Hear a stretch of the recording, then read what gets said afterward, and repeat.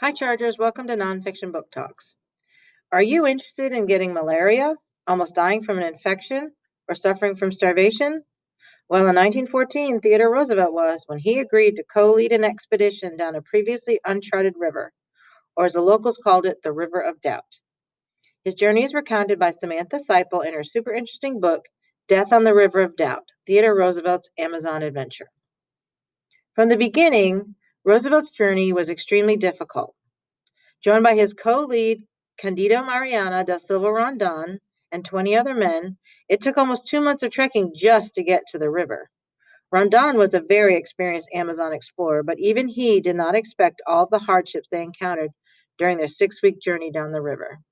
Here's a picture of Roosevelt and Rondon.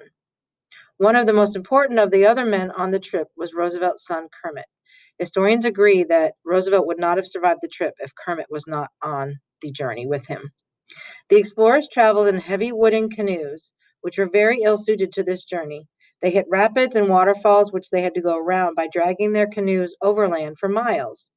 Even when they were in the river, they had to contend with poisonous snakes, piranhas, swarms of insects, and the constant threat from the Cinta-Largas, a dangerous indigenous tribe who lived along the river.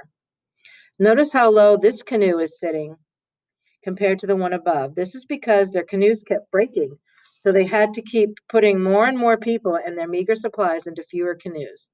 Another major problem they encountered was lack of food. They hoped to supplement their rations with game they killed along the river, but the creatures of the Amazon are masters at camouflage. All of the men suffered from hunger and malaria for most of the trip. At the end of the trip, Rondon decided to name the river after Roosevelt.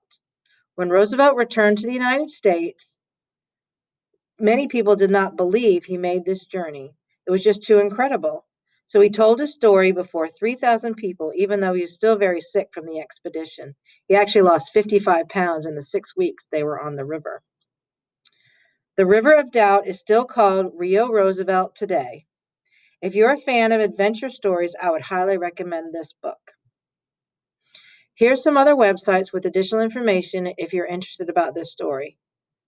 Happy reading, Chargers!